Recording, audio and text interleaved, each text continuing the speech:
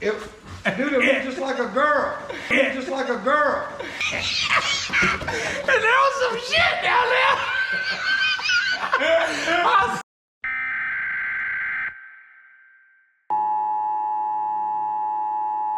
This is not a test.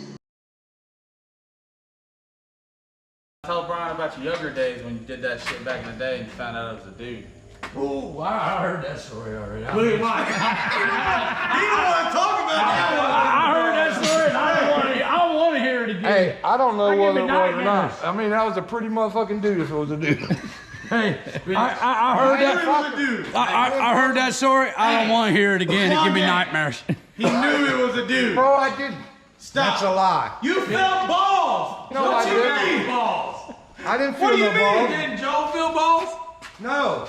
Dude, it looked just like a girl. It looked But like a girl. She wouldn't let you touch your cooch or nothing. See, I was just getting a blowjob. That's all I got. But I thought, listen, this is the way I heard it. Joe told me, either him or you did. And there was some shit down there. I swear. And y'all motherfuckers kicked his purse out and left him on the side of the road. That's what I got told. That's not the truth. This motherfucker got a blowjob from a dude now. That's a pretty motherfucking dude. I know that. Motherfucker, I think it was Mike that reached around. We did try to hit it with a 2-finger, and there's some shit dangling down. He's like, "Hey, Joe, this ain't good." I tried to reach around. She wouldn't let me. She kept smacking that hand away. Somebody touched something, because I remember, hey, I was only like 18 or 19 years old when this shit happened. When these bitches told me about it. That's because they was always out up to no good, partying late. I went home like a responsible person, because I had to get up. Them bitch was always up to no good, being out trying to chase some old whores down. Hey guys, it's Big Country. I want to check in with y'all and just kind of tell you how the light system works out there at the NPK. First of all, I'm gonna give you my opinion on it. So, some of the guys, they actually guessed that tree. I'm not against that, I'm really not. Some of the guys, they might be a little bit behind and not as fast as the other cars, and it evens up the playing field. You take like, nothing against Bobby Ducati. I think our car's a little bit faster than Bobby, but if Bobby guesses that light, 9 times out of 10, Bobby's gonna beat us. So, unless we're right on top of that tree too. So, but we kind of know which drivers are gonna jump and we know which ones are not. So, after our ass cutting we got from Chuck, now, between me and Justin, we have a game plan. We know who we're gonna run. We make sure we're ready for that jump. We know what's gonna happen. We know it's gonna go down. And as a driver, he can control that. Justin, he doesn't have to let the guy that's gonna jump control that. Honestly, we know how it works. We know how the system works. And Justin has raced enough. He didn't understand it at first, but he fully understands it now. And not only that, we've actually done our homework. He's watched enough video, watched enough film, and he's counted the tree. And he's also been up on the starting line and he's counted the tree. So he knows exactly how it works. So if Chuck was to ever race us again and we think he's gonna jump the tree, Justin will be ready for that situation. If Bobby's gonna do it, we're gonna be ready for it. I have seen Lizzie be jumping the tree a little bit. I've even seen Kai jump the tree a little bit.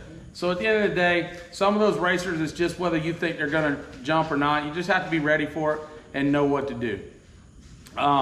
As far as everybody's saying that, the guy went red, he should have went red. Well, let me explain something what happens to you. So in the way the light system work is, what y'all don't see and this is, if you've raced a lot, you'll know. And for the ones that don't, this is what I'm gonna explain to you. So from the green light to the 2 staging bulbs up top, there's 3 bulbs that are gone that y'all are not seeing. Those are 3 yellow amber bulbs. If you watch a pro outlaw race or watch a NHRA race, you'll see those pro outlaws. That is a 4/10 tree. That's 4/10 of a second. Let me tell you something. If you watch your watch and let it click 1 second, I know 4/10 of a second ain't a lot, but I promise you it's like an eternity. It just is. So what's happening is when that tree comes down, when they have 4 bulbs lit, okay? that tree, when it goes to green, when everybody says if you see green, you're late, they're wrong. Because if you guess it wrong, you can go red. Just so you know that. So if you got a fast car, you take a big risk of going red. You go red, you have no chance to win that race, no matter what. So the fast guys typically are not going to try and jump that tree. They're not going to take that chance in going red. So, but what I want to tell you is you think a lot of these guys should have went red, and you're wrong about that. So there were some races. I think Rich Bruder jumped. Didn't he jump maybe on Ryan Martin a little bit? Ryan. So Rich jumped on him, and I wasn't down there. This is what I heard. But you got to understand, Rich has raced a lot. Rich and Nick Bruder have been around a long time, so they know how the system works. He could have counted the tree. He could have knew when he was ready. Rich could have done his thing. And Ryan could have left a little late that made it look so bad. But you got to remember, so when Rich left, the green light wasn't on. Everybody thinks he should have went red, but they're forgetting about that 0.4 of a second amber there. There's 0.4 of a second before that green comes on that you can leave. That is the area that allows the driver further reaction time. And what you don't understand is 0.4 of a second is a lot, man. You really don't think that they're leaving, but they are. You got to remember, there's a 0.4 amber in there, and they're really leaving on green. They're just leaving on that amber. In pro racing, pro outlaw racing, and NHRA, you got to leave when you see yellow. If you see green, you're late. So you can't say in NPK if you see green, you're late, because you can't see any other light. Stop that dumb shit. I'm just telling you right now, stop the stupid shit saying if you see green, you're late. You're making a sandwich, all that. Listen, everybody saying that don't know what the hell they're talking about. You got to see green to leave. If not, you're guessing. There's a lot of guys that went red this weekend that guessed. They didn't guess it right. They were too quick on the tree. So, just so you know, most drivers are going to leave on green. Some of them guess. It's part of the racing. It's part of what NPK does, and I'm not against it. If another driver guesses on us, then he guesses on us. It's part of the race. I'm not going to be mad at him about it. I'm not going to raise hell about it. That's part of it. So it evens up the playing field. You never know what they're going to do. It honestly, to me, it's a game changer. It just is. So some of these guys might guess, and you might get caught guessing. Look at Chuck. He guessed on us, and he tore us a new ass. Simple as that. It was a game changer. Can Chuck outrun us head up? Probably not. He guessed on the light. Hell, we never even made up no ground against him. I mean, I believe, honestly, when Chuck beat us, you know, of course we was running on 7 cylinders, but I don't think we could have beat him if we ran him head up and we both left on green. But he took a gamble and it paid off on him. Can't be mad at him for it. I know a lot of people thought we were mad because Chuck guessed on the light. We weren't mad about the guess on the light. We're a little upset about the whole game that he played prior to getting into beams. Chuck knows he was wrong there. Me and Chuck's talked about that since then. We're good, man. Our team's good with him. I don't think he's going to do that to us no more. I would hope he wouldn't do that to him, because even if we race him again, we're not going to do Chuck like that. That's just how we race, man. We race racers straight up. I mean, honestly, this is how we feel. If we can't beat a guy and outrun him and just outperform him, then we don't deserve to win anyway. We're not going to try and cheat nobody out of the win. So that's just how we race, but I just want to clear that up on how that tree is.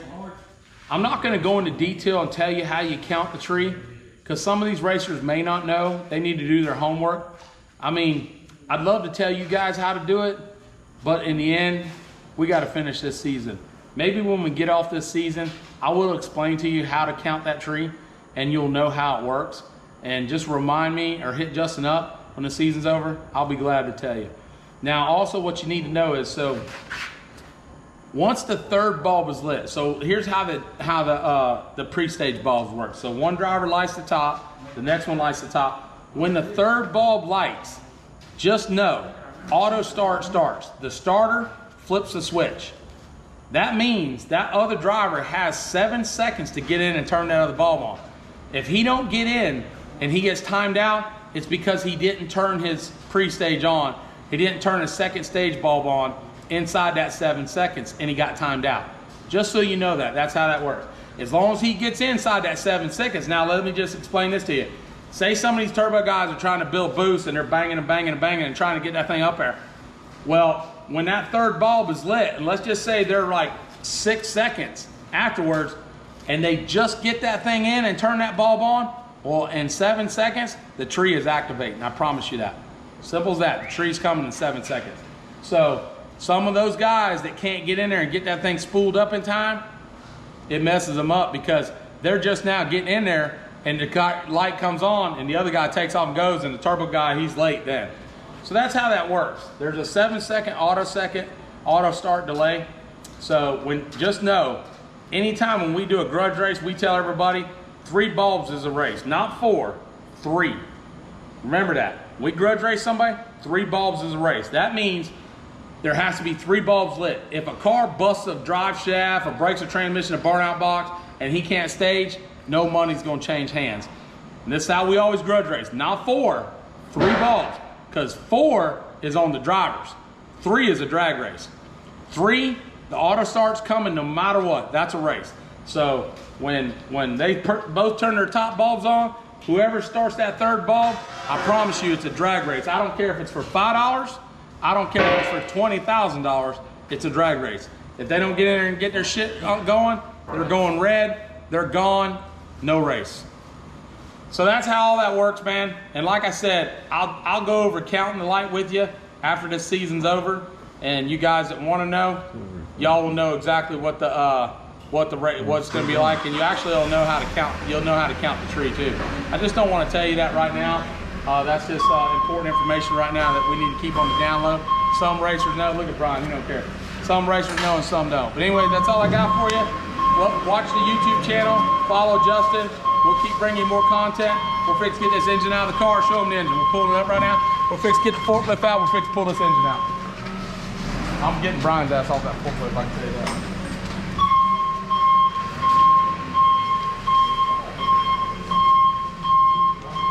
It felt like it was grabbing something.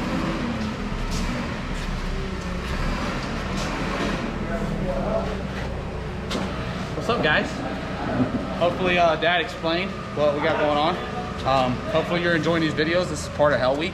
We're getting the motor out. There's gonna be a lot of content coming, so make sure you subscribe to the channel. Make sure you subscribe to the Swan Fans. Swan Fans is killing it right now. Yeah, it is, man. Doing an awesome deal, so let's go ahead and get with it.